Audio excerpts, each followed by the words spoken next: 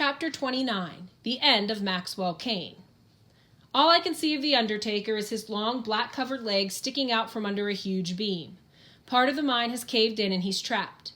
His boots are twitching, so I know he's alive. "I can't breathe," he gasps. "Get this off of me, please."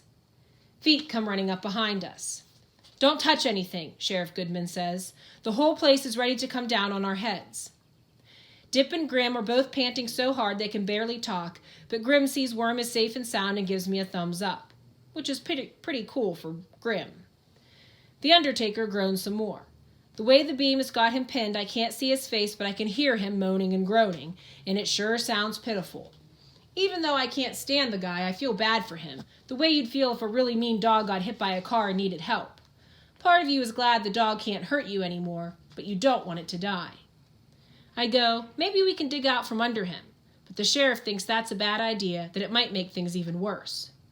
"Everybody out of the mine," he says. "I'll call back up and get a rescue team in here to do it right." "Don't leave me," the Undertaker wails. Worm, she's been standing there real quiet, not moving, but after a little while she lets go of my hand and edges a little closer to him. Not too close, like she's worried he's playing a trick. "You were the one who beat up my mom," she says. "You were the one who hurt me. It was you, not Max. You lied about that. You lied about everything." The Undertaker groans and then goes, "Your mama was asking for it. She was going to call the cops. It was all her fault." When Sheriff Goodman hears that, he looks at me and nods like he knew all along that I wasn't really a criminal. Then he tugs down on the rim of his cowboy hat and says, "Let's move along, folks."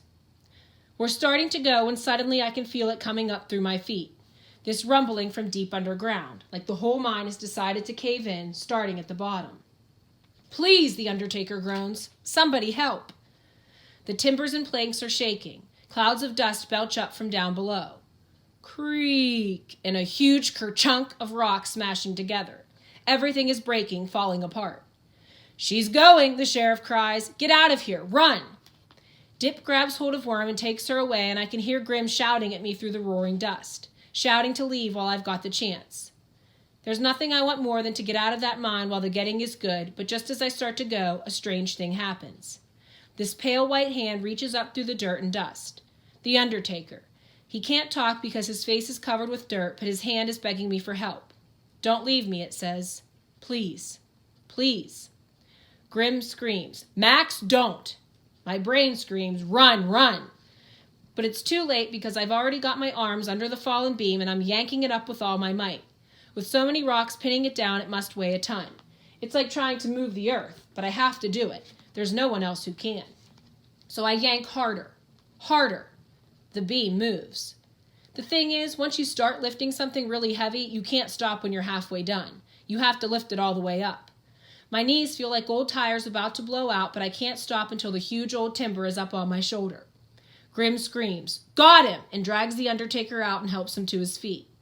Then the ground is shaking again. Dust blows down from the ceiling and the timbers start popping out of the walls, snapping like toothpicks. Of course I want to let go of that beam and run, but it's like I'm pinned to the ground by the weight of everything. Stuff is coming loose all around me and I can't move. All I can do is keep holding up the timber and the roof above it and the mountain above that, which nobody can do, not even a big huge doofus like me. The last thing I remember is how much it sounds like the ocean, like waves crashing and seagulls screaming and gravel caught in the undertow. The dust is real bad, but I can make out a couple of shadowy figures running toward the light, and I'm glad Worm is okay and Grim and Dip got out in time. This is really dumb, but it doesn't even bother me about the Undertaker getting out alive. I'm thinking this is the end for Maxwell Kane. Too bad he never got a chance to be Max the Mighty. And that's when the beam finally slips and the whole world crashes down on me, and it really is the end, the end, the end.